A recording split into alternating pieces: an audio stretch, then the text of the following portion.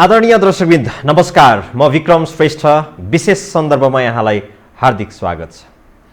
दर्शकवृन्द, सत्ता सञ्चालन गरिरहेको नेपाल कम्युनिस्ट पार्टीका शीर्षस्थ नेताहरू जिम्मेवार पनि यति जिम्मेवार नेता कि पार्टी एकताको समयमा घनीभूत छलफल र त्यो तयारी गरिरहेका नेताहरूबाटै यति बेला पार्टी एकता सङ्कटमा परेको भन्दै सामाजिक सञ्जाल मार्फत अभिव्यक्तिहरू सार्वजनिक गरिरहेका छन्। हिजो मात्रै विष्णु पौडेलको स्टाटस मार्फत एउटा स्थिति बाहिर आएको भनेर, जोखिम बढेको भनेर उहाँले स्टाटस सार्वजनिक गर्दै गर्दाखेरि केही मिनट अगाडि मात्रै उपप्रधानमन्त्री ईश्वर पोखरेलले पनि पार्टी एकताको क्रममा आफ्नो स्वार्थ साध्नेहरू स्वार्थ नमिलेपछि अहिले पार्टी फुटाउने जोडबलमा लागिरहेका छन्, त्यसकारण सङ्कट पैदा भयो भनेर केही बेर अगाडि मात्रै उहाँले सामाजिक सञ्जालमा आफ्नो अभिव्यक्ति सार्वजनिक गर्नुभयो। यसरी एकपछि अर्का शीर्षस्थ जिम्मेवार नेताहरूले सामाजिक सञ्जाल मार्फत आफ्ना अभिव्यक्तिहरू सार्वजनिक गर्दै त्यो व्यक्तिगत भन्दा पनि पार्टीको विषयमा यस्ता विषयहरू टिका टिप्पणी हुँदै गर्दाखेरि एउटा तरङ्ग सिर्जना भएको छ। अब के साँच्चै नेकपाभित्र सङ्कट पैदा भएको हो? पार्टी एकताको अहिलेसम्म जे जस्तो प्रयासहरू भए अब ती सबै के भाँडमा जान लागेको हो? यी यस्ता प्रश्नहरू, संशयहरू आम जनता तहसम्म पनि आइपुगेको छ। यी सवालमा आज हामी कुराकानी गर्दैछौँ। आज हामीसँग हुनुहुन्छ नेपाल कम्युनिस्ट पार्टीका केन्द्रीय सदस्य नेत्री देवी खड्का। स्वागत छ यहाँलाई। धन्यवाद। परिस्थिति त्यस्तै नाजुक बन्दै गएको हो, पार्टी फुटको सङ्घारमा पुगेको हो, शीर्ष नेताहरूले त सामाजिक सञ्जालमा व्यक्त गरिदिनु भयो। होइन, यो परिस्थिति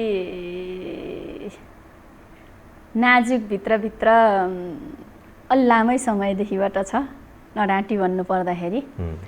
त्यसो हुँदा अहिले टेक्निकल्ली अब फुट्ने र नफुट्ने कुरो नै त्यत्रो ठुलो महाप्रलयकारी सामाजिक हिसाबले र जनताको जनहितको हिसाबले चाहिँ त्यसरी सोच्नुपर्छ जस्तो मलाई लाग्दैन। मलाई मेरो आफ्नो व्यक्तिगत बुझाइ, जबकि यो पार्टी फुट्नु र जुट्नु अथवा ठुलो हुनु र सानो हुनु, जित्नु र हार्नु, सत्तामा रहनु र प्रतिपक्षमा रहनुको फरक अनुभूति समाजले गर्नु पर्यो नि, जनताले गर्नु पर्यो नि। जब जनताले गर्न सक्दैन भनेपछि त्यो पार्टी फुट्नु र रहनु अथवा सानो हुनु ठुलो हुनुको खासै अर्थ रहन्छ जस्तो लाग्दैन मलाई। भनेको पार्टी फुटिहाल्यो भने पनि यसको मतलब पार्टी फुट्नुपर्छ भन्ने पनि मेरो मत होइन। पार्टी, म एउटा पार्टीको जिम्मेवार सदस्यको हिसाबले फुट्नु हुँदैन भन्छु। तर आम नागरिकको, म नागरिक पनि हो र नागरिकको प्रतिनिधिको हिसाबले हेर्दाखेरि चाहिँ यो बहसले नै अन्तिम अथवा राम्रो र नराम्रो, सकार र नकारको छिनोभानो गर्दैन जस्तो लाग्छ। पार्टी एउटै भएर पनि जब रूपान्तरण हुँदैन, जब चाहिँ यसका चाहिँ सोच्ने तरिकाहरू, काम गर्ने कार्यशैलीहरू फेरिँदैनन् र त्यसको अनुभूति जनताले गर्दैन भनेदेखि त्यो पार्टी ठुलो हुनुको पनि खासै के महत्त्व हुन्छ र? भनेको यो हदसम्मको तिक्तता केन्द्रीय सदस्य तहका नेताहरूमा आइसक्यो। मेरो तिक्तताको कुरो होइन, यो त जनताको कुरो हो, समाजको कुरो हो। सामाजिक रूपमा के इम्प्रेसन छ? अब यो झगडाले पनि खासै यिनीहरू झगडै गर्नको लागि जन्मेका हुन्, झगडा गरून् मरुन् भन्नेतिर गइसक्यो नि त जनताको बुझाइ। अनि त्यसले यस्तो भयो रे भनेर, जसरी हामीले चाहिँ अब एज अ मिडिया कर्मी होइन, हामी एउटा उसमा चल्नै पर्ने, अब यहाँहरूलाई छुन्छ अर्कोलाई छुन्छ, तर जति तपाईँहरूलाई छोएको छ त्यति मलाई छोएको छैन। किन भन्दाखेरि म चाहिँ जनताको बिचमा पनि गइराखेको छु। त्यसो हुँदाखेरि जनताले यो विषयलाई खासै ठुलो मानेको छैन। उनीहरू लडाइँ गरिरहन्छन्, हाम्रो दुःख हामीसँगै छ, त्यो परिस्थितिबाट जनताले सोचिरहेका छन्। तर अब यसले समग्र शासन सत्तामा पनि प्रभाव पार्ने भएको कारणले गर्दाखेरि हामीले यसतर्फ चासो राख्नु स्वाभाविक हो। त्यस हिसाबले आजभन्दा 3 वर्ष अगाडि, 3.5 वर्ष अगाडि पार्टी एकताको जुन खालको हुङ्कार आएको थियो, त्यतिखेर त तपाईँहरूमा त एउटा छुट्टै उत्साह थियो नि। अब पार्टी एकता भयो, पार्टी ठुलो भयो, अब जनताको माझमा जाँदा हामीलाई सजिलो हुन्छ भन्ने त्यो उत्साह पक्कै थियो त्यतिखेर। त्यो उत्साह अब बच्चे खुच्चेको पनि केही छैन। मलाई सोध्नुहुन्छ भने म त्यति बेला पनि त्यत्रो ठुलो पार्टी एकता भयो, महाप्रलय नै भयो अथवा ठुलो चमत्कार भयो, गौरवपूर्ण कार्य भयो भन्ने पक्षमा थिइनँ। केही कुराहरू अराजनैतिक, असैद्धान्तिक र अवैचारिक कार्यहरू भएका थिए त्यतिखेर पनि, जसको फल अहिले हामीले भोगिरहेका छौँ। भनेको के भएको थियो त्यतिखेर? पार्टी एकता हुँदाखेरि विचारको पाटोमा छलफलै चलाइएन। विचार के हुने भन्ने विषयमा चाहिँ हामीले कुनै अभिलेखीकरणै गरेनौँ। अब सांगठनिक मामला, अरू चाहिँ सङ्गठनभित्रका कार्यविभाजनका मामलाहरू, यी सबै कुराहरू त आखिर संस्थागत कुराहरू थिए नि त। ती संस्थागत कुराहरूलाई पारदर्शी ढङ्गले चाहिँ अभिलेखीकरण गर्ने, डकुमेन्टेसन गर्ने र चाहिँ कमिटीहरूलाई चाहिँ जानकारी गराउने कुरै गरिएन। त्यसपछि के का लागि पुग्ने, के अरे कहाँ पुग्नको लागि हामी पार्टी एकता गरेका हौँ र चाहिँ कहाँ जाने हो भन्ने कुरा क्लियर नभइकन अनि अब अपारदर्शी ढङ्गले चाहिँ पार्टी एकता गरिएको थियो। त्यसैले अपारदर्शी ढङ्गले गरिएको सम्झौतालाई अब चाहिँ एउटाले अपारदर्शी ढङ्गले नै टुङ्ग्याउन चाहन्छ, अर्को पक्षले आफ्नो हित नभएको हुनाले गर्दाखेरि चाहिँ पारदर्शिता खोज्छ। यो बिचको लडाइँमा अब एउटा अलि उच्छृङ्खल अराजक, एउटा कुण्ठित अराजक को हद जस्तो लाग्छ मलाई यसको। भनेको यो पार्टी एकताको पार्टमा जाँदाखेरि चाहिँ त्यति बेलाको उसमा सम्झिँदाखेरि चाहिँ सबै कुराहरू त म त्यतिखेर पनि केन्द्रीय सदस्य थिएँ, व्यक्तिगत रूपमा केही अनुभूतिका कुरा गर्दाखेरि पनि कम्तीमा आम पार्टी सदस्यहरूलाई चाहिँ भन्न नसके पनि त केन्द्रीय समितिलाई हामी यो मापदण्डको आधारमा चाहिँ अझ लु केन्द्रीय समिति छोडिदिउँ, हाम्रोभन्दा माथि पनि त 2-3टा लेयर छ, ती लेयरहरूलाई पनि त यो आधारमा चाहिँ हामी चाहिँ पार्टी एकता गरेर जाँदैछौँ, यसरी लैजान्छौँ भनेर चाहिँ पारदर्शी र संस्थागत ढङ्गले चाहिँ छलफलै भएन। मुख्य कुरो वैचारिक कुरोमा छलफल भएन त्यहाँ। अहिले पनि यो कुरो चाहिँ यो कुरोले प्राथमिकता पाइरहेको छैन। अहिले यहाँ दुईटा कुरोले मात्रै प्राथमिकता पाइरहेको छ। सांगठनिक पद्धति, त्यो पनि अब विचारसँगै जोडिने विषय त हो, र कार्यविभाजनको विषय र चाहिँ स्वत्वको विषय, कसको स्वत्व कसले कति मान्ने भन्ने विषयलाई मात्रै हामीले के अरे चाहिँ बहसमा लगिरहेका छौँ। हामीले सोचेका थियौँ महाधिवेशनमा को बाटोमा चाहिँ पार्टी सिङ्गो पार्टी संस्थालाई चाहिँ त्यहाँ हालिसकेपछि चाहिँ विचारको बहस होला र चाहिँ त्यहाँ विचारको मन्थन हुने ठाउँ बाटो खुल्ला भन्ने सोचेका थियौँ। त्यहाँ पुग्नै नदिनु हुने भयो उहाँहरूले। त्यो पुग्न दिने छाँटै छैन, जो छ ढोकामा उसले त्यहाँ जानै दिँदैन। त्यतिखेर के स्वार्थ थियो जुन स्वार्थले पार्टी एकताको हुइम चल्यो र अहिले यो दुर्घटनाको परिस्थिति हामी भोग्दैछौँ? स्वार्थ के? चुनाव मात्रै थियो? चुनाव जित्ने, प्रधानमन्त्री हुने, अनि आफूलाई मन लागेका मान्छेहरू, जिन्दगीभरि राजनीतिमा गुण लागेका मान्छेहरूलाई चाहिँ अनि राम्रा मन्त्रालय अथवा राजनीतिक नियुक्ति अब कसैलाई चाहिँ अब चाहिँ कमाउने ठाउँ दिने होला, त्यो दिने सोच रहेछ भन्ने कुरो अहिले बुझ्दैछौँ हामीले पनि। हामीले बुझेको अर्कै थियो। हामीले बुझेको आधारभूत रूपमा समाजवादी क्रान्तिको चाहिँ के अरे जनवादी क्रान्तिको चाहिँ चरण सम्पन्न भएर हामी समाजवादी क्रान्तिको प्रारम्भिक चरणमा फड्को मार्यौँ। त्यसो हुँदा अब यो दुईटा कम्युनिस्ट पार्टीको एउटै लाइन भइसकेपछि फरक ठाउँमा बस्नु अर्थ छैन, त्यसको औचित्य छैन। त्यसो हुँदा एकै ठाउँमा रहेर केन्द्रीकृत ढङ्गले मान्छेलाई भ्रम पनि भयो, ऊ पनि कम्युनिस्ट भन्छ, ऊ पनि कम्युनिस्ट भन्छ, देख्दा उस्तै पनि देख्छ। अब हिजो पो फरक थियो त, एउटा चाहिँ शान्तिपूर्ण जनआन्दोलनको बाटो, देशमा राज संस्था थियो, अनि एकातिर चाहिँ अब हतियारबद्ध लडाइँको उसमा दुईतिर थियो। अहिले त त्यो छैन। हामी एउटै संविधान सभाको चुनावदेखिबाट यता त हामी त एउटै लाइनमा छौँ, एउटै कोर्समा छौँ भनेदेखि यो दुईटा पार्टीको नाटक किन गरिरहनु चाहिँदैन। अनि जनतालाई, देशलाई, सबै थोकलाई भार पनि झन् हल्का बनाउने सोचले त्यस्तो थियो। तर अहिले भइदियो के भन्दाखेरि, साँच्चै भन्दाखेरि यो समग्र शक्ति जे छ, हामीले जनताको हितमा नेपाली समाजको रूपान्तरण, आर्थिक सामाजिक सांस्कृतिक रूपान्तरणको यो 3वटा मुख्य मुद्दा हो। यो मुद्दामा चाहिँ सिङ्गो पार्टी पङ्क्तिलाई होम्ने, त्यो अनुसारको चाहिँ विचार निर्माण गर्ने, त्यो अनुसारको चाहिँ सङ्गठनात्मक विधि निर्माण गर्ने, त्यो अनुसारको चाहिँ कार्ययोजना बनाउने र त्यही ढाँचाको चाहिँ परिचालन, कार्यकर्ता परिचालन गर्ने कार्यक्रम बनाएर लैजाने हो भनेदेखि अहिले पनि 2 वर्षको बिचमा चाहिँ कायापलट गर्न सक्ने चाहिँ जनशक्ति, सामर्थ्य नेकपाभित्र छ। तर त्यो सबै कुरा कहाँ खर्चिँदैछ त? विडम्बनाको कुरा, यो ऐतिहासिक भुल हुनेवाला छ भोलि कि हामी चाहिँ लगेर चाहिँ सामान्य एउटाले चाहिँ गुर्क्याएको छ, असाध्यै निम्न चेतना भएको गाउँको मान्छेले गुर्क्याए जस्तो चाहिँ अब एउटा अध्यक्षले चाहिँ अब म पार्टी पनि मान्दिनँ, विधान पनि मान्दिनँ, बैठक पनि बस्दिनँ, अनि हेर्नु म बेग्ल बैठक बस्ला त्यो पनि गर्न दिन्न, अनि मैले कुर्सी छोड्नु पर्यो भने भाँचेर हिँड्छु भन्ने यस्तो चाहिँ के भन्ने यसलाई, कुनै गालीको अथवा चाहिँ आलोचनाको कुनै शब्दै छैन मसँग।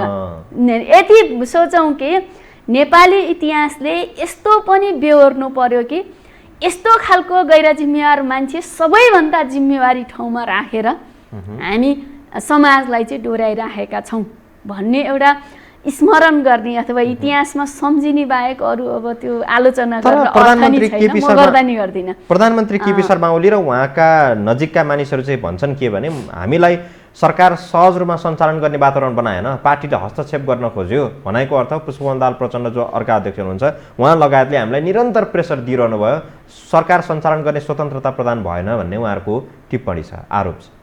एउटा कस्तो हुन्छ भने स्वतन्त्रता र स्वच्छन्दताको फरक नबुझेको हो उहाँहरूले। वैचारिक रूपमा असाध्यै कमजोर मान्छेहरू चाहिँ को घेरा रहेछ। साँचो कुरो भन्नु पर्दाखेरि त्यसो हुँदाखेरि चाहिँ स्वतन्त्रता भनेको चाहिँ अनुशासनसहितको हुन्छ, कुनै मापदण्डसहितको हुन्छ, कुनै एउटा चाहिँ मूल्य मान्यता भनेको त्यो भनेको पार्टी विधान हो। कि त पार्टी विधान च्यात्नु पर्यो, रत्तीको टोकरीमा फालिदिनु पर्यो, होइन भनेदेखि त पार्टी विधानलाई मान्नु पर्यो भन्दाखेरि उहाँहरूको स्वच्छन्द कार्यशैलीलाई चाहिँ अवरोध जस्तो लाग्दो रहेछ। अनि त्यसैले चाहिँ र अर्को चाहिँ असाध्यै धेरै व्यक्तिवादी इगो।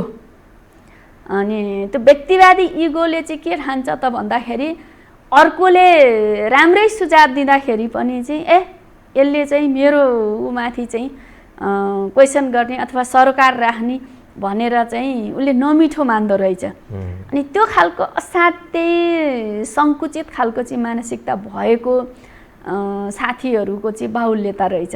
त्यसले गर्दाखेरि पनि यो हदको चाहिँ कच्चापन, असाध्यै धेरै चाहिँ असहिष्णु चाहिँ खालको चाहिँ अब चाहिँ मनोदशा चाहिँ उहाँहरूभित्र बिस्तारै पलाउँदै गइरहेको छ र उहाँहरूलाई अर्कै खालको जुन मार्क्सवादको दर्शनले चाहिँ मानि छैन अथवा समाजशास्त्रमा पनि त्यो पाउँदैनौँ हामी, राजनीतिक शास्त्रमा त झन् हुने कुरै भएन कि त्यो छुट्टै खालको चाहिँ अब दर्शन उहाँहरूले बोक्नु भएको छ। त्यो अलिअलि चाहिँ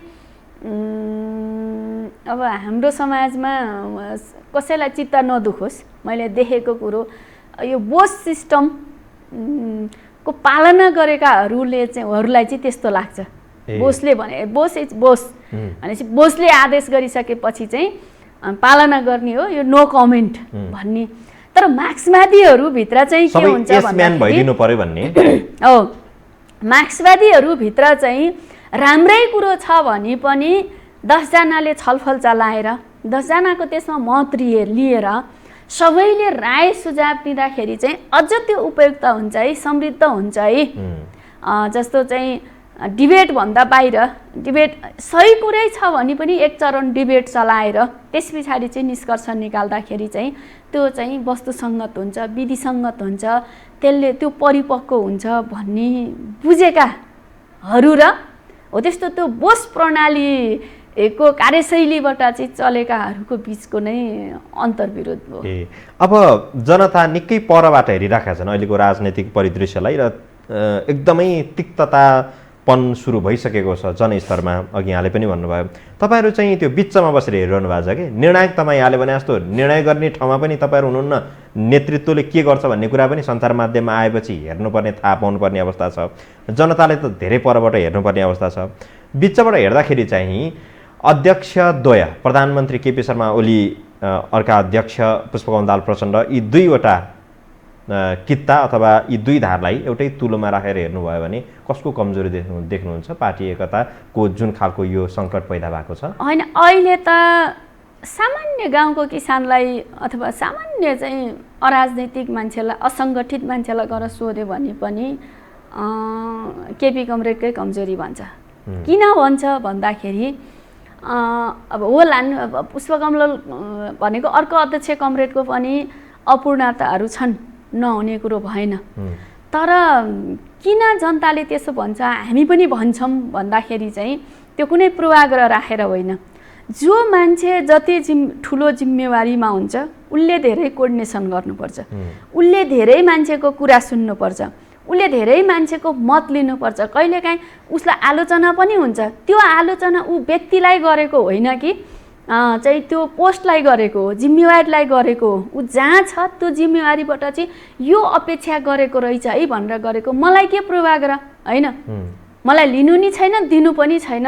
अब चाहिँ सामान्य प्रधानमन्त्री केपी शर्मा ओलीलाई आलोचना गर्नुपर्ने व्यक्तिगत रूपमा त केही छैन नि। व्यक्तिगत रूपमा म मान्छु अहिले पनि होइन। उहाँ एउटा लामो कालखण्ड होइन चाहिँ हिजो पञ्चायत कालमा त्यत्रो समय जेल बसेर दुनियाँ गरेर होइन अस्वस्थ हुँदाहुँदै पनि उहाँको एउटा चाहिँ दृढता, यो सबै कुराहरू म मान्छु।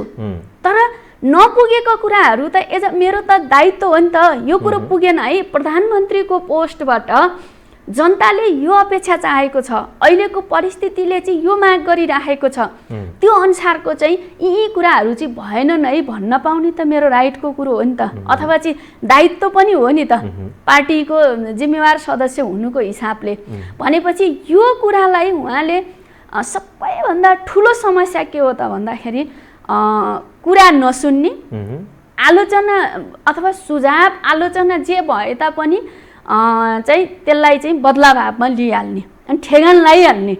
पार्टीभित्रको चाहिँ वैचारिक बहस, राजनैतिक बहस अथवा दुई लाइन भोलि चल्ला होइन, लाइन अहिले त छैन, त्यो भोलि फरक फरक लाइनकै सङ्घर्ष पनि चल्ला। ती विषयहरू पार्टीभित्र त लाइनको सङ्घर्ष, त ठुलो लाइनको सङ्घर्ष त अहिले होइन, कार्यशैलीगत, कार्यविधिगत चाहिँ नमिलेका कुराहरू हुन्। लाइन भनेको त फरक फरक सैद्धान्तिक हिसाबले नै हुनु पर्यो नि त। यो हो, यो बाटो गए यहाँ पुगिन्छ, यो हो कार्यक्रम हुनु पर्यो, त्यसको सबै हुनु पर्यो, त्यो सबै चाहिँ छैन। ढाट्नु हुँदैन जनतालाई धेरै कुरा। यहाँ नमिलेको कुरा चाहिँ कार्यशैलीगत कुराहरू हुन्, जिम्मेवारीको कुराहरू हो। र अझ त्यो भन्दाखेरि पनि कसले कति अपन्नत्व लिने होइन भन्ने कुरा चाहिँ प्रधानमन्त्री भइसकेपछि एक्लै बनेको प्रधानमन्त्री त होइन नि त। पार्टी कमिटी हो, पार्टी विधानले नि त्यो भन्छ, दलीय सिस्टमले नि त्यो भन्छ, दलीय संसदीय दलको चाहिँ होइन बैठकको म्यान्डेटको कुरा हुन्छ, यी सबै कुराहरू हुन्छन्। त्यसो हुँदाखेरि चाहिँ यो कुरा सबै केही होइन, मेरो सर्वेसर्वा भन्ने खालको चाहिँ उहाँको कार्यशैली चाहिँ यो कम्युनिस्टमा त छोडिदिउँ, सामान्य अलि उदार बुर्जुवामा पनि यस्तो खालको सोच चाहिँ हुँदैन, अलि सुधारात्मक। तर हामीले बाहिरबाट हट्नै भयो उहाँको। र हामीले बाहिरबाट हेर्दाखेरि पनि कहीँ न कहीँ पार्टीबाट अलि बढी धेरै किचकिचपन व्यक्त भएको हो कि अथवा अलि बढी धेरै हस्तक्षेप हुन खोजेको हो कि जस्तो देखिन्छ। साना साना निर्णयहरू, मन्त्रीमा कसलाई नियुक्ति गर्ने भन्ने विषयहरूमा समेत पार्टीबाट यत्रो धेरै प्रेसर आउने, यत्रो धेरै चाहिँ असन्तुष्टिका स्वरहरू आउनु भनेको त त्यो त राम्रो होइन नि त। सरकार त स्वतन्त्र भएर चल्न दिनु पर्यो। मन्त्री बनाउने भनेको त संसदीय दलले नै हो, पार्टीले नै हो नि त, प्रधानमन्त्रीले होइन नि। प्रधानमन्त्रीले चाहिँ मन्त्री नियुक्ति गर्नको निमित्त ऊ चाहिँ अमेरिकी सिस्टमको चाहिँ प्रधानमन्त्री हुनुपर्छ, प्रत्यक्ष गरेर चाहिँ जितेर आउनुपर्छ। त्यसपछि अनिखेर हुन्छ है प्रधानमन्त्री के अरे प्रधानमन्त्रीलाई को मन लाग्छ आफ्नो कार्यकाल सक्नको लागि चाहिँ त्यो गरेको त होइन नि उहाँले त होइन। उहाँले त संसदीय दलबाट चाहिँ दल नेता भइसकेपछि अनि प्रधानमन्त्री भएको। त्यसो हुँदाखेरि चाहिँ यही चाहिँ संसदीय सिस्टमले पनि के भन्छ त भन्दा संसदीय दलले नै प्रधानमन्त्री राख्ने पनि त्यसकै अधिकार क्षेत्रभित्र पर्छ, मन्त्री नियुक्ति गर्ने पनि त्यसकै अधिकार क्षेत्र पर्छ। अर्को चाहिँ महत्त्वपूर्ण संवैधानिक नियुक्ति गर्नका लागि संवैधानिक चाहिँ आयोग छ हैन, त्यहाँ हुन्छ, त्यहाँ प्रतिपक्षी दल सभामुखदेखिबाट लिएर सबैको। यहाँ त इतिहासमा कहिल्यै नभएको विचित्र काम भएको छ। सभामुखलाई थाहा नदिकन संसद विघटन गरेको त पहिलो रेकर्ड हो नेपालको संसदीय इतिहासमा। के राजा ज्ञानेन्द्रले गरेका थियो होला साइकल गर्ने बेलामा? न, उहाँले त सबै असंवैधानिक काम गर्दै आउनु भइरहेको छ अहिलेसम्म। अब यो असंवैधानिक काम मेरो पार्टीको अध्यक्ष हैन, उहाँ वृद्ध हुनुहुन्छ, उहाँ अस्वस्थ हुनुहुन्छ, उहाँको अलिकति स्वभाव पनि त्यस्तै छ, लामो समय जेल बस्नुभयो, त्यसो हुँदा उहाँ अलि हट्ठी स्वभावको भन्दैमा यी सबै असंवैधानिक कामहरू अनि पार्टी विधान विपरीतका कामहरू सबै कुरा एसएस गर्दिनु। अनि पार्टीका अरू नेतृत्वहरूले चेप्दै लगेर असहज परिस्थिति बनाइदिएपछि त उहाँ आफू जोगिनका लागि, बच्नका लागि चाल्नु भएको चालहरू होला नि। उहाँको छुट्टै व्यक्तिगत रूपमा चाहिँ बाजी मार्नुपर्ने चाहिँ के छ र? संसदीय दलमा लगेर अथवा चाहिँ एउटा बोर्ड छँदैछ, त्यो चाहिँ सचिवालय भन्ने चाहिँ अर्को छँदैछ। उहाँ आफै प्रधानमन्त्री भइसकेपछि त एक दुईवटा नियुक्ति त अर्को समाकक्षी त्यत्तिकै योगदान गरेको कमरेडलाई पनि लोइ कमरेड तपाईँको पनि राय के छ भनेर सोधेर गर्दा नि के जान्छ? उहाँको केही जान्छ? पुष्पकमल दाहाल प्रचण्डहरूको चाहिँ त्यसमा कुनै कमजोरी छैन? त्यस भए पार्टी यो सङ्कटमा आइपुग्नमा उहाँहरू ठिक हुनुहुन्छ, सही सलामत हुनुहुन्छ?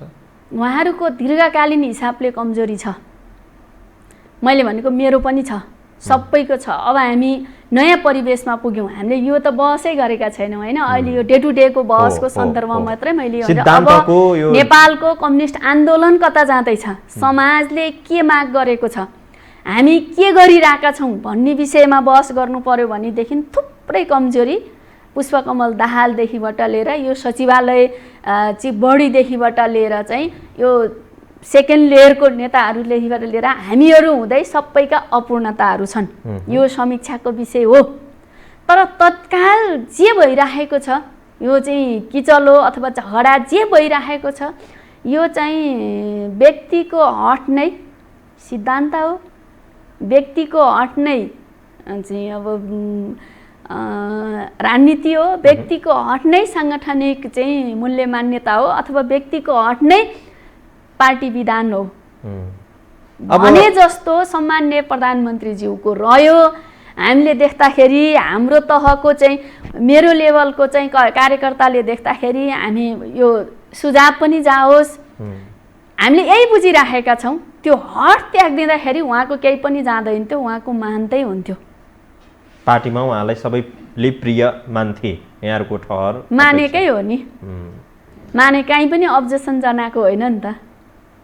हामीलाई थाहा थियो चाहिँ साढे दुई वर्ष प्रधानमन्त्री निर्णय अपारदर्शी गर्नुभयो, त्यो कमजोरीको पाटो छँदैछ। हामीलाई त्यति बेला पनि लागेको थियो के निर्णय हो त्यो साङ्गठनिक रूपमा केन्द्रीय समितिबाट चाहिँ पास गरौँ र लिपिबद्ध रूपमा गरौँ पार्टी एकता, भोलि चाहिँ समस्या आउँछ भनेर हामीले भनेका थियौँ सुझावमा। होइन ठिक छ भने ठिक छ भने ठिक छ भन्यौँ हामीले। तर यी सबै कुराहरू त हामीलाई थाहा त थियो, अपारदर्शी असंस्थागत रूपमै भए पनि थाहा त थियो। तर ती सबै कुराहरू छोडिदिएर पार्टीमा त्यसो गर्नु हुँदैन भनेर चाहिँ मनाएकै हो त। कमरेड प्रचण्डले पनि बेला बेलामा भन्नुहुन्थ्यो, अब त्यो चाहिँ साह्रै धेरै लोयल बन्यो भनेर, साह्रै लचक मान्छे हो क्या प्रचण्ड कमरेड भनेको चाहिँ। उहाँ कहिले पनि त्यस्तो चाहिँ केपी कमरेडमा हुने खालको त्यो क्रूरता चाहिँ मैले कहिले पनि देखाएको छैन प्रचण्ड कमरेडमा, त्यो खरोपन छैन। त्यसो हुँदाखेरि त्यो खरोपन त्यो त्यही छोडेर आउनुभयो। जनयुद्धको क्रममा पनि कार्यक्रमिक हिसाबले कहिल्यै थिएन कमरेड प्रचण्डमा, यो म दाबीका साथ भन्छु। होला राजनीतिमा लागिसकेपछि त ठुला डिसिजनहरू होइन गर्नु पर्यो कार्यक्रमले, त्यो चाहिँ उसले। तर व्यक्तिगत स्वभावको हिसाबले उहाँ त्यस्तो चाहिँ खरो स्वभावको मान्छे होइन, त्यस्तो डाइहर्ट होइन, अगाडि बढेपछि पछाडि फर्किन्न भन्ने खालको चाहिँ स्वभावको मान्छे होइन। त्यो लोयालिटीलाई नै कमजोरीको रूपमा लिएर हान्नु त भएन नि। आज न्याक्यो, भोलि न्याक्यो, पर्सि न्याक्यो, न्याक्दै अब जे गरे पनि हुन्छ, अब चाहिँ लत्याइदिएर हिँडे नि हुन्छ भनेपछि त होइन। मान्छे हो नि त, मान्छे मात्रै नभएर यत्रो हिस्ट्री बोकेर आएको चाहिँ एउटा खेमाको एउटा चाहिँ होला राजनीतिमा कहिलेकाहीँ गणितीय हिसाबले चाहिँ कहिले को अगाडि भयो होला, कहिले को अगाडि भयो होला होइन। त्योभन्दा पनि राजनीतिक पृष्ठभूमि मुख्य कुरा हो नि त। राजनीतिक पृष्ठभूमिको हिसाबले हेर्दाखेरि त 64मा चाहिँ कमरेड प्रचण्डले चाहिँ 240 भनेको त्यत्रो ठुलो चाहिँ भारी मत लिएर आउँदाखेरि केपी कमरेडको के हैसियत थियो त्यति बेला हैन। यहाँ साथीहरू हैसियतकै कुरा गर्छन् हैन भन्ने कुरा अस्थायी कुरा हो नि भनेको। मुख्य कुरा विचार राजनीति र चाहिँ आन्दोलनको लामो 50 वर्षको आन्दोलनको हिस्ट्रीमा चाहिँ कसले के भूमिका खेल्यो उत्तिकै चाहिँ मान्यता दिनु पर्दैन, सम्मान गर्नु पर्दैन। पार्टीभित्र आन्दोलनभित्र एउटै कमिटीभित्र भनेपछि केही पनि होइन। तर अहिले त त्यो सीमा पनि यहाँनिर पुग्यो कि केपी शर्मा ओलीले पुष्पकमल प्रचण्डलाई भेट हुँदाखेरि अब मिलेरै सहमतिमै राजी खुसी हाँसी खुसी अब अलग अलग भएर अगाडि बढाउँ न त भनेर उहाँले प्रस्ताव गर्नुभयो भन्ने कुरा पुष्पकमल प्रचण्डले बोल्नुभयो भन्ने कुरा सञ्चार माध्यममा आइराखेको छ। भनेको अब त अन्तिम अवस्थामा पुर्याएर ल अब छुट्यौँ भन्ने अवस्थामा उहाँले त्यो प्रस्ताव राख्नुभयो। त्यो प्रस्ताव आज उहाँले मुखले बोल्नु भएछ, तर व्यवहारिक हिसाबले चाहिँ अगाडि बढाएको त 6-7 महिना भएन। अध्यादेश जारी गरेको 7 महिना हुन लाग्यो, 6 महिना कट्यो भनेपछि उहाँले त व्यवहारिक हिसाबले त त्यतिखेर हो नि। संसद विघटनको चाहिँ प्रस्ताव गरेर राष्ट्रपतिकोमा अहिले पनि होला, कतै ल्याएको छैन होला, शीतल निवासमै होला त्यो प्रस्ताव। त्यो प्रस्ताव त्यतैतिर होला, कता छ लानीहरूलाई थाहा होला हैन, त्यहीँ छ, त्यहीँ अब रोक्नेहरूलाई पनि थाहा होला। त्यसो हुँदा आज हो र हिजो भन्नुभएको हो र उहाँले। त्यसो हुँदा यो कस्तो भएको छ भन्दाखेरि बडो रमाइलो कुरो चाहिँ यत्रो चाहिँ पार्टी सदस्य कार्यकर्ता सबैलाई पार्टी चाहिएको छ, तर जो टाउको हो उसलाई पार्टी चाहिएको छैन के। ऊ भत्काउँदा विचित्र, मैले अघि नै भने नि त यस्तो राजनीतिक इतिहासमा यस्तो कहीँ पनि भएको छैन होला के। यो खालको असन्तुलन यो खालको कहीँ पनि भएको छैन होला के। यति ठुलो चाहिँ यो त ठुलो सङ्कट हो। र अब सरसर्ती हेर्दा नि यहाँले भन्नुभयो 7 महिनादेखि उहाँले साङ्केतिक रूपमा विभिन्न माध्यमबाट त्यो देखाउनु भयो, अहिले मौखिक रूपमा उहाँले व्यक्त गर्नुभयो भन्दै गर्दाखेरि अनि उहाँले त्यति धेरै पेल्दाखेरि पनि अपमानित भएर बसिरहनु पर्ने हो र भन्ने प्रश्न चाहिँ स्वाभाविक प्रश्न होइन र? स्वाभाविक प्रश्न हो, तर राजनीतिक सामाजिक प्राणी भइसकेपछि व्यक्तिका तिता मिठा सबै कुराहरू चाहिँ सहायक हुन्छन्। मुख्य कुरो त पार्टी विधान हो, संस्था हो। पार्टीको बिचमा चाहिँ अघिल्लोचोटि भोट माग्न जाँदाखेरि अथवा कार्यकर्ताकोमा जाँदाखेरि हामीले चाहिँ के भनेर पार्टी एकता गरेका छौँ, यी सबै कुराहरूलाई बुझेर नै यो विष पिएर नै पार्टी फुटाउने अथवा चाहिँ सिस्टम कोल्याप्स गर्ने। उहाँले त सिस्टम कोल्याप्स गर्छु भन्नुहुन्छ नि, कुर्सी भाँचिदिन्छु भनेको त सिस्टम कोल्याप्स गर्छु भनेको होइन। हिजो अस्तिको दिन चाहिँ अर्को अध्यक्षलाई भनेको पनि त्यही हो, म पार्टीको बैठक मान्दिनँ, पार्टीको निर्देशन मान्दिनँ, म पार्टीको बैठकमा आउँदिनँ। तपाईँले एक्लै बैठक राखेर चाहिँ निर्णय गर्नुभयो, त्यो बैठकको निर्णय म कार्यान्वयन गर्दिनँ। कुर्सी छोड्नु पर्यो भने भाँच्दै हिँड्छु। यति कुरा भनेको त सिस्टम चाहिँ भनेको उतापट्टि अब संसद विघटनको प्रस्ताव गरेर बसिया छ। अब चाहिँ न्यायालयलाई त्यत्तिकै चाहिँ प्रेसर गरिरहनु भएको छ होइन, अर्को चाहिँ जाल जेल षड्यन्त्रका थुप्रै कुराहरू गरिरहनु भएको छ। अनि यी सबै कुराहरू चाहिँ एउटा मान्छे मरेर सानो भएर अथवा चाहिँ 2-4 जना मान्छे अपमानित सबैजना हुनुभएको छ। इतिहासको हिसाबले माधव नेपाल पनि अपमानित भएर बस्नुपर्ने मान्छे होइन नि त होइन। त्यसै गरी एवं रूपले चाहिँ झलनाथ खनाल होइन, वामदेव गौतम सबै नेताहरू एउटा न एउटा योगदान गरेर चाहिँ त्यो ठाउँमा पुगेर आउनुभएको छ नि। अहिले नै उहाँले त्यति धेरै सबैलाई चाहिँ खारेज गर्नुपर्ने, उहाँको प्रधानमन्त्री त कसैले माग्दा छैन नि, न त झलनाथले खोज्न गएको छ, न त प्रधानमन्त्री के अरे चाहिँ माधव नेपालले गएको छ, न त चाहिँ प्रचण्डले गएको छ। भनेपछि अरू कुराहरू सल्लाह गरौँ भन्दाखेरि त्यसलाई नै ठुलो इस्यु बनाउने अथवा पचाउन नसक्ने भनेको त यो राजनीतिक मान्छेले यसो गर्दैन। राजनीतिक मान्छेले जति सक्दो, अनि हुन त अब म सानो मान्छेले अब चाहिँ ठुलो कुरो, तर चाहिँ राजनीति यस्तो राजनीति चाहिँ मैले देखेको थिइनँ। कमरेड केपीको र कमरेड केपी को चाहिँ टिमका साथीहरूको जे बुझाइ हो त्यस्तो बुझाइ भएका पोलिटिसियनहरू चाहिँ कमै देखिएला नि। योभन्दा अगाडि देखिएकै थिएन, अब नि कम देखिएला। अहिले यो परिस्थितिको कुरा गरौँ न ठ्याक्कै भन्दाखेरि विष्णु पौडेलले सामाजिक सञ्जाल मार्फत आफ्नो अभिव्यक्ति सार्वजनिक गर्नुभयो। आज उप प्रधानमन्त्री केपी शर्मा, प्रधानमन्त्री केपी शर्मा ओलीको एकजना विश्वासपात्र मध्ये उहाँ पनि पर्नुहुन्छ। उहाँको अर्को स्ट्याटस आयो कि यहाँ पार्टीभित्र पार्टी एकता नचाहनेहरूको खेल भयो र यो दोष उहाँहरूलाई जान्छ भनेर उहाँले पार्टी अब लगभग फुटको सङ्घारमा पुग्यो भनेर उहाँले त्यो आशय व्यक्त गर्नुभएको छ। यता पुष्पकमल प्रचण्ड पक्षधरबाट त्यस्तो खालको केही अभिव्यक्तिहरू अहिले आएको छैन। बेला बेलामा प्रवक्ता नारायण काजी श्रेष्ठको आउने गर्थ्यो, अहिले उहाँको पनि त्यस्तो केही आएको छैन भनेको यता अब रक्षात्मक अवस्थामा हो। फेरि म घुमिफिरी त्यहीँ पुर्याउनु भयो तपाईँले। योबाट निस्किन चाहन्छु म, होइन? यो खास त्यत्रो ठुलो बहस गरेर रक्षात्मक अवस्थामा होइन, जिम्मेवार अवस्थामा हो। उहाँ गैर जिम्मेवार हो, यतापट्टि जिम्मेवार हो।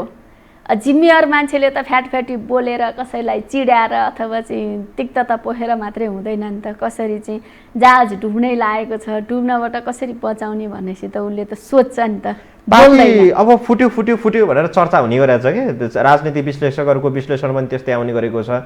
यथार्थ चाहिँ के हुन्छ त? अबको एकाध हप्ता अथवा एकाध दिनमा पार्टी फुट्ने, दुई कितामै विभाजन हुने त्यो सम्भावना छ? पार्टी फुटाउन चाहनेले अब धेरै रहर गरेको हुँदाखेरि चाहिँ अनि फुटाए पनि हुने हो, तर फुटाउन त दिनु हुँदैन, दिँदैनौँ, हामी दिँदैनौँ, कार्यकर्ताले दिँदैनौँ। तपाईँहरू एकतर्फी मात्रै चाहेर त भएन नि त। एकतर्फीले भन्छ तिमीहरू निस्केर गइहाल, छुट्टै जाउँ, बरु हाँसी खुसी छुट्यौँ भनेर प्रस्ताव आउने, अनि हामी चाहिँ जाँदैनौँ, हामी चाहिँ यहीँ बस्छौँ भनेर त हो। त्यही निस्केर जाने भन्ने कुरै गलत छ के। कसैको घरमा गएर कोही आश्रय लिएको हो र निस्किने? पार्टी विधानले दिनु पर्यो नि त। पार्टी विधान अनुसारले कोही ठुलो, कोही सानो, कोही आयातित, कोही स्थायी, कोही कुल घरानाको, कोही चाहिँ यो हिजो सामन्ती समाजमा चाहिँ हुन्थ्यो के। अनि त्यस्तै खालको सोचाइ छ के, महासामन्ती खालको चाहिँ सोचाइ भयो कि यो त। निस्केर जाऊ, होइन, गरौँ, अथवा व्यक्तिलाई रहर लाग्दैमा के केपी कमरेडको पेवा हो यो पार्टी फुटाउँ भन्दैमा? यत्रो कार्यकर्ताको चाहिँ म्यान्डेट चाहिँदैन? सजिलैसँग फुटौँ, मन लागुन्जेलसम्म, उहाँलाई सत परुन्जेलसम्म चाहिँ उहाँलाई प्रधानमन्त्री हुनु थियो, सबै मरिदिएर दुनियाँ खालको चाहिँ समस्या झेलेर चाहिँ अब चाहिँ जिताइदिनु पर्ने ठुलो पार्टी बनाइदिए कार्यकर्ताले। यो मेरो मात्रै कुरो होइन, यो एउटा पूर्व माओवादीको त्यस्तो होइन। पार्टीभित्र चाहिँ धेरै पीडित कार्यकर्ताहरू छन् नि त, 50औं वर्षदेखि र उहाँको जत्तिकै लगानी गरेका तर केही पनि नपाएका, एउटै चाहना राखेका, समाजको लागि केही गरौँ, परिवर्तन होस्। राजनीतिक परिवर्तन भयो, अब आर्थिक सामाजिक सांस्कृतिक परिवर्तन गरोस् पार्टीले भन्ने चाहना राख्ने मान्छेहरू कति छन्, लाखौँ छन् समाजमा। ती मान्छेले के भन्छन्? तिनको मनले के भन्छ? बेकुपहरू भनेर सराप्दैन। अनि भोलि तिनका दैलामा फेरि म पार्टी फुटाएँ अनि आएँ भनेर उहाँ त जानु होला, हामी त जाँदैनौँ, म त जान्न। यस्तो सजिलोसँग छैन।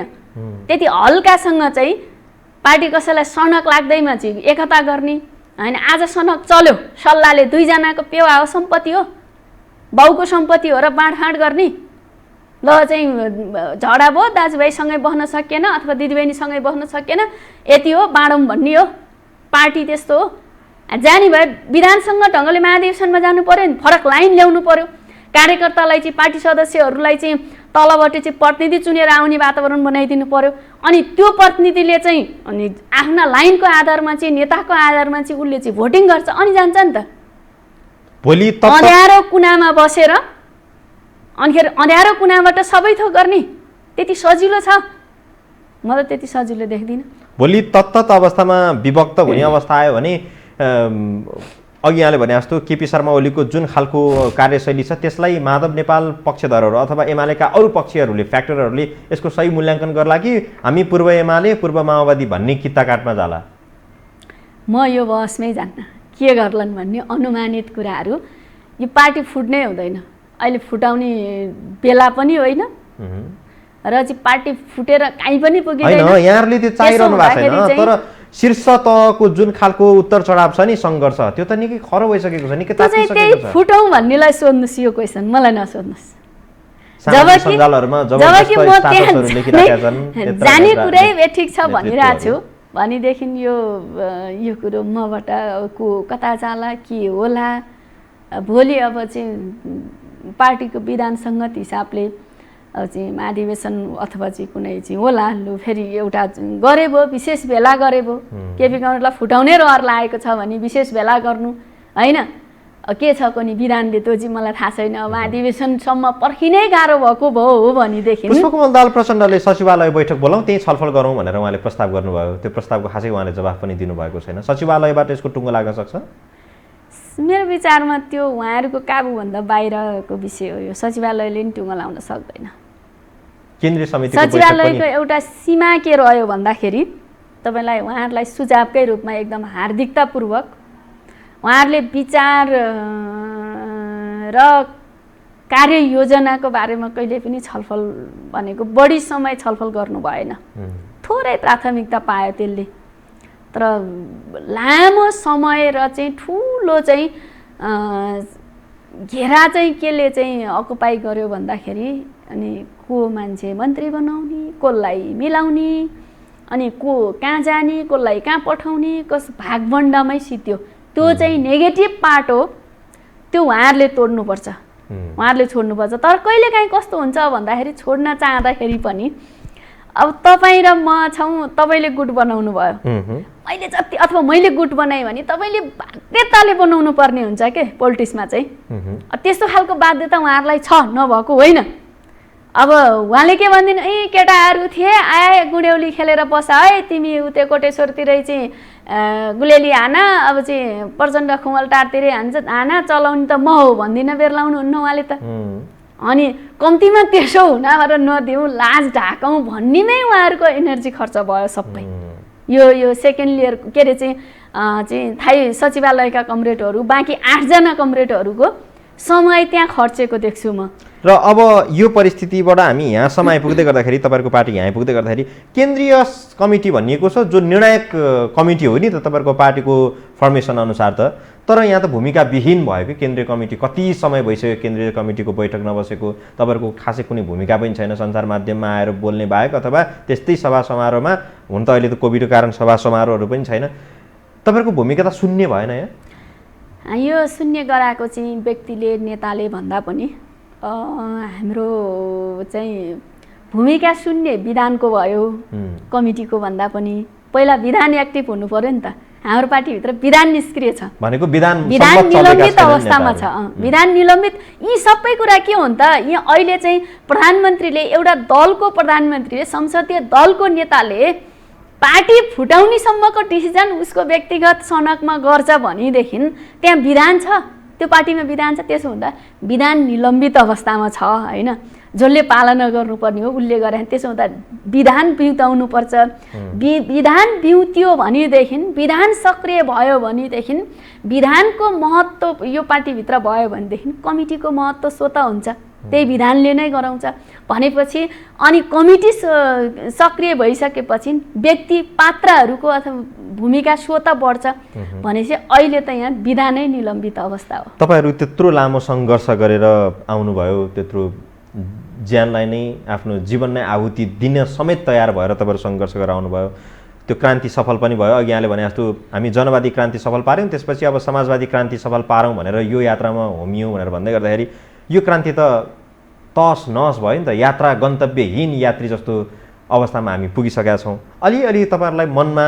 त्यो अमिलोपन आउँदैन हामीले कुन खालको सङ्घर्ष गरेर हामी कहाँ आइपुग्यौँ भनेर दिक्क चाहिँ लाग्छ धिकार चाहिँ लाग्छ यो अहिले यो विधान निलम्बन गरेर चाहिँ व्यक्ति राज चलाउनेहरूप्रति खेद चाहिँ छ तर दिक्क के अरे अमिलोपन त छैन हामी फेरि सङ्गठित गरेर पनि कम्युनिस्ट आन्दोलनलाई बचाउँछौँ त्यति आँट चाहिँ हाम्रो पुस्तालाई छ कस्तो सङ्गठित उहाँहरूले ख्याल गरेर चाहिँ विधानसँग ढङ्गले चलेको एउटा चाहिँ वास्तविक कम्युनिस्ट पार्टी अहिलेको परिस्थिति समाजले माग गरेको कम्युनिस्ट पार्टी त्यो अनुसारको चाहिँ हाम्रो चाहिँ विचारमै अपूर्णता छ विचारको विकास गर्ने यी सबै कुराहरू चाहिँ निकै ऐतिहासिक महत्त्वका चाहिँ दायित्वहरू हामीसँग छन् संगठित तपाईँहरू कसरी समय बस्न खर्चिने सक्नुहुन्छ? काम मात्रै भइरहेको छ अहिले। त्यसो हुँदा संगठित तपाईँहरू कसरी बन्न सक्नुहुन्छ? तपाईँहरूको सबै चोइटिएर टुक्रा टुक्रा कहाँ हो, यति बेला खोज्दाखेरि पनि फोन गर्दाखेरि पनि फोन नलाग्ने अवस्थामा साथीहरू पुगिसक्नु भएको छ। तपाईँहरूको त्यतिखेरका सहकर्मीहरू विप्लव एउटा एजेन्डामा हुनुहुन्छ, मोहन वैद्य किरणहरू एउटा एजेन्डामा हुनुहुन्छ, सिपी गजुरेल लगातिर हुनुहुन्छ, डाक्टर बाबुराम भट्टराई अर्कातिर हुनुहुन्छ, गोपाल किराती अर्कोतिर हुनुहुन्छ। अनि कसरी सङ्गठित बन्न सक्नुहुन्छ? अब यो चाहिँ विज्ञानको त आयो हुन्छ भने अब यो विधान मिच्नेहरूको पनि आयो हुन्छ, आयोग छ, मैले चाहिँ देखिरहेको छु। त्यसो हुँदाखेरि एक दिन उहाँहरूको आयोग सिद्धिन्छ। त्यसपछि विधानको खोजी गर्ने, विचारको खोजी गर्ने, सङ्गठनको खोजी गर्नेहरूको महत्त्व हुन्छ एउटा। अर्को कुरो यहाँले निकै पुरानो कुरा गर्नुभयो। अब त्यो चाहिँ समय सबैभन्दा ठुलो के अरे शक्तिशाली चाहिँ समय हुन्छ, मान्छे के पनि होइन। त्यसो हुँदा एउटा चरणमा उहाँहरू चाहिँ शक्तिशाली हुनुहुन्थ्यो। त्यो समय अहिले छैन, अहिले फरक समय हो। भोलि यो समय रहँदैन, अर्कै समय आउँछ। अर्कै समय आउँदाखेरि त्यो अहिलेको चेतनाले त्यो कुरो धान्दैन। भनेको अहिलेको नयाँ नेतृत्वले त्यो सङ्गठनलाई सङ्गठित बनाउँछ। अब नयाँ नेतृत्व आउँछ, उदाउँछ, नयाँ नेतृत्व आउँछ, समाजबाट आउँछ। त्यतिकै त कहाँ भ्याकुम रहन्छ कि त नेपाल भन्ने देश उहाँहरूले सिस्टम पो कोल्याप्स गर्नु होला त, देशै कोल्याप्स त गर्ने होइन होला त। पार्टी विधान कोल्याप्स गर्नुभयो, अब सिस्टम संविधान कोल्याप्स गर्न खोजिरहनु भएको छ। यो चाहिँ संसद विघटन गर्छु, यी सारा कुरा कुर्सी भाँच्छु भनेको त चाहिँ संविधान विघटन गर्छु भनेको त्यतिसम्म पनि लो गएछ अरे। गएछ भने उहाँ चाहिँ 14 वर्ष जेल बस्नुभयो। यो नयाँ पुस्ता अर्को बस्ला 8-10 वर्ष। लो उहाँले त्यति नै गर्ने हो भने त्यति होला नि त। अनि त्यसपछि पनि त फेरि सबै सिद्धियो, समाज सिद्धियो, समीक्षा हुँदैन, अनि मान्छेले बुझ्दैन, समाजमा चेतना भएको मान्छे छैन, अर्थ राजनीतिक बुझेको मान्छे छैन, अनि अर्को पुस्ता आउँदैन, आइहाल्छ नि, आउँछ। त्यसो हुँदाखेरि त्यसमा विश्वस्त हुनुहुन्छ? म विश्वस्त छु। हस्, समय दिनुभयो यहाँलाई धेरै धेरै धन्यवाद। यहाँहरूलाई पनि धन्यवाद। आदरणीय दर्शकवृन्द, उहाँ हुनुहुन्थ्यो देवी खड्का, नेपाल कम्युनिस्ट पार्टीको केन्द्रीय सदस्य, नेत्री, पूर्व मन्त्री पनि उहाँ। र यसरी नेकपाभित्र केन्द्रीय तहकै नेताहरूमा एउटा एक प्रकारको तिक्तता सिर्जना भएको छ, जनस्तरमा त त्यो छँदै नै छ। अब शीर्षस्थ नेतृत्वहरूले यो बुझ्नुपर्छ र यो तन्दाबाट बिउजिनुपर्छ भन्ने यसको सङ्केत पनि हो। आजलाई यति नै। विशेष सन्दर्भ, भोलि नयाँ विषय र प्रसङ्गको साथमा हामी उपस्थित हुनेछौँ। हेरिदिनु भयो, धन्यवाद। बिदा दिनुहोस्, नमस्कार।